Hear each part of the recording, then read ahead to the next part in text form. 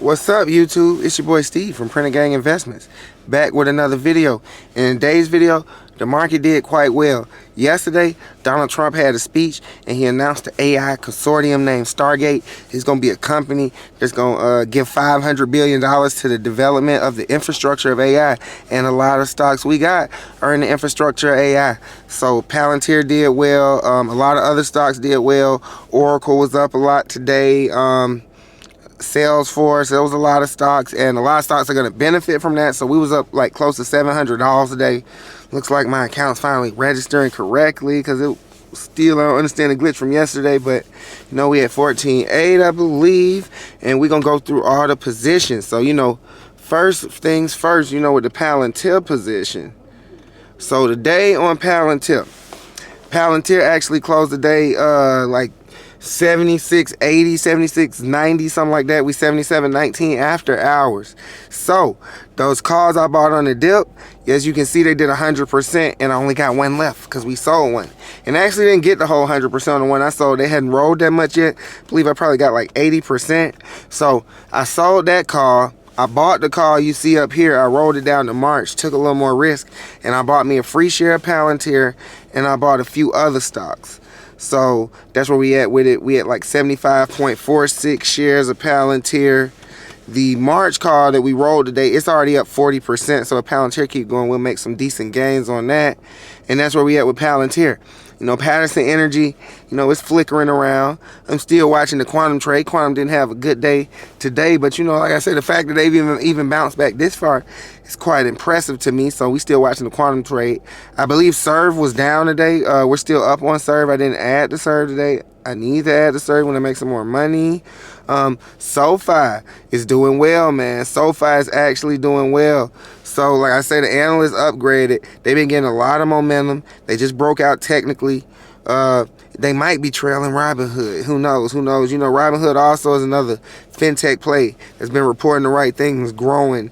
People are starting to realize the story. But you know, SoFi, they haven't went as far as a Robinhood yet. So the calls we had on SoFi, they're all at $82. So we back green on those. And we actually gonna try something. I bought a short dated call on SoFi for this $44, as y'all can see. So, you know, if SoFi has some momentum, we might be able to make some fast money on that. So we'll see what happens with SoFi. Symbiotic, I think it was up or down. I gotta check it today, but we didn't do anything with Symbiotic today. Tesla been hanging in there. You know, they've been struggling around, consolidating in this range.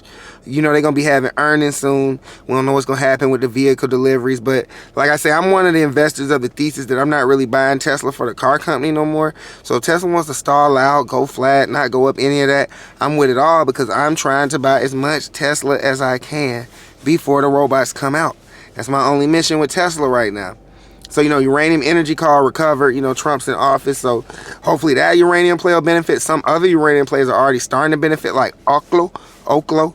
So I gotta decide, am I gonna keep that or am I gonna do another uranium play? But you know, we're in the uranium space, we're in the energy space. I think I added about $10-15 worth of SPY today from gains we took on that Palantir call, and another call I'm gonna show y'all later. We added a new position, Vistra Energy, man. You know, if you know anything about the market, Vistra Energy was one of the top performing stocks last year. It's down that line of the supply chain for AI. Like, you have stocks like Supermicro Computer. You have stocks that are in like the build out, the infrastructure side, like Broadcom, Modine with the AC. Vistra's the electricity side. So they did hundreds of percent last year. I was hesitating on it because it's more of an expensive stock. I don't necessarily got the money to buy the call options on it, but you know, I'm trying to get better with that. I gotta stop only buying stocks that I can afford the options on. If I think it's gonna go up, I think it's gonna go up. And Vistra did a lot for last year, percentage wise. So I don't know if it's my pick of the year, but it's looking like it's just gonna continue. So you know, I might as well start a position while I can before it goes even higher. So that's where we at with Vistra Energy. Next, you know, Walmart. I think I did add $5 worth of Walmart today. I'm gonna be adding to Walmart. Good conservative play. Might benefit from AI. You know what I'm saying? So I like Walmart. Let's see what else we got here.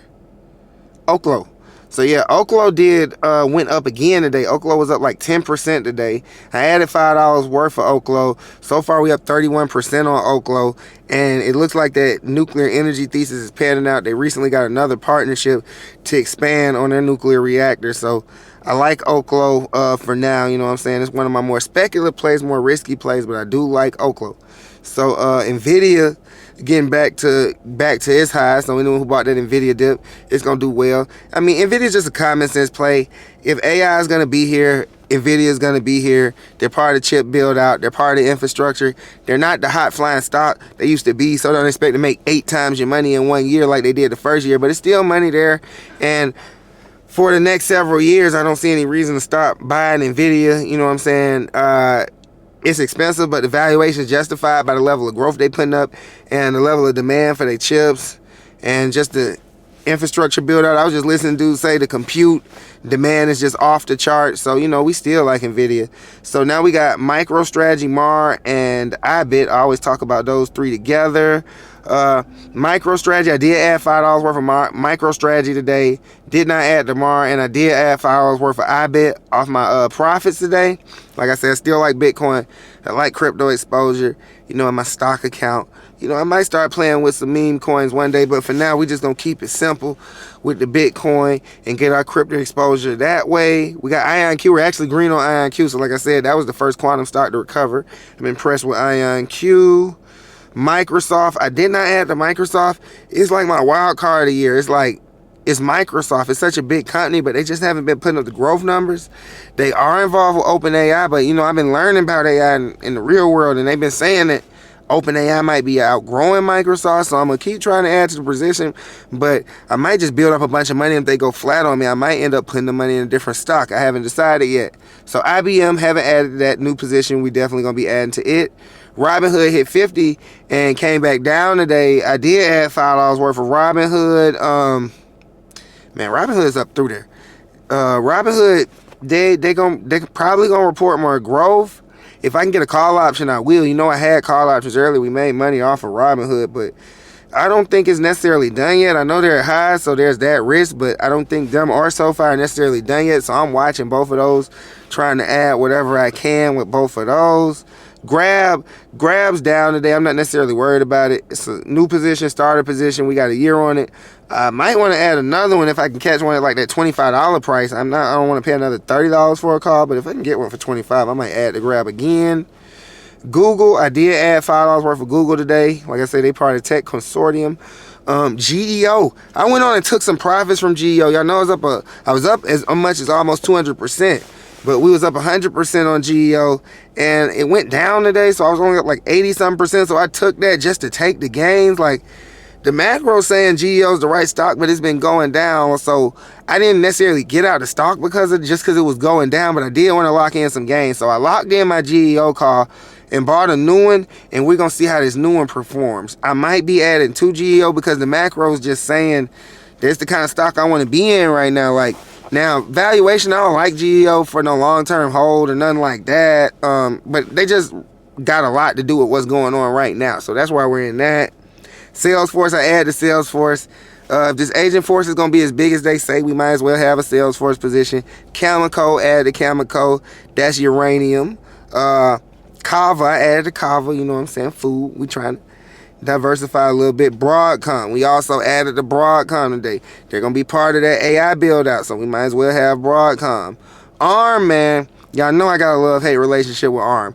I don't necessarily like the valuation on ARM. I don't necessarily like that Masayoshi has the shares locked up, but they're in so much technology that we use, and they're probably going to benefit from AI. So I'm not going to build the biggest position in ARM, but I am going to build a decent position in ARM. I'm going to go and try and build a decent position in ARM. AMD, we add to AMD. Not going to be stubborn. We bought it. We're going to add to it. We're going to see what happens. It's going to be a decent position, not the biggest, because I don't want to lose a whole bunch of money if it goes left, but that's AMD. And last, Advanced Auto Parts, you know, we actually back down. Advanced Auto Parts has been doing what they want to do all year. We was up crazy, down crazy, flat, everything in between. Sometimes it glitches and says zero. So, you know, that's our turnaround story of the year, and then y'all can see why I ain't got a lot of money in it. So that's where we at as far as stocks in my portfolio. And now let's look at these stocks. Let's talk some market sentiment and look at a few charts. So first. Video was up 4.43% today. The SPY was actually no, the SPY was green 0.56%, and the QQQ was green 1.28%. Tesla was actually down today. Like I say, you know, they got their own internal struggles over there. Apple, you know, tried to have an up day after so many down days, but the down days were so bad. I mean, it's only 0.5, so that's not necessarily saving Apple yet. We got Microsoft up 4% again, because I said Trump did his talk yesterday. That's bullish for companies like Microsoft. What other stocks was we looking at? We got SoFi was down 1.7% today. That's why we went on and bought us a SoFi call. You know what I'm saying? Try to buy a little something on the shallow pullback, because there's no resistance. We're going to see how far they can take it. Amazon was up 1.8%. The quantum plays were down today. Looks like, but most of them bounced back, actually. Rigetti was only down 0.5. D-Wave was only down 0.6. IIQ was the big loser today. They were down, what, it looks like 7.2%. Oklo was up 9%. Robinhood was flat today.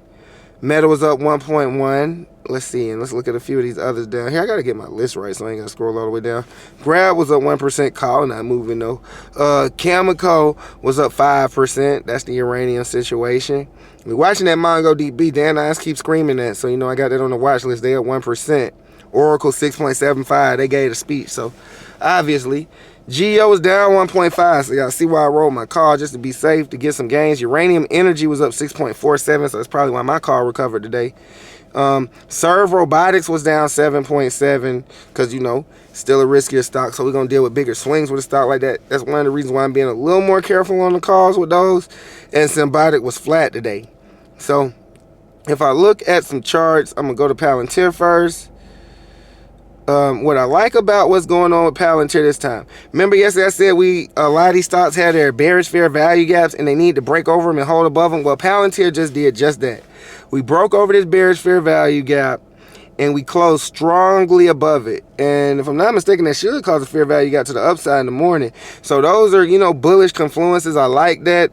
We beat a lot of the resistance. From a technical point of view, we got a little resistance at 78, like 79-ish, but that's not serious resistance. The next resistance I'd be watching was this $80 area, 81 area.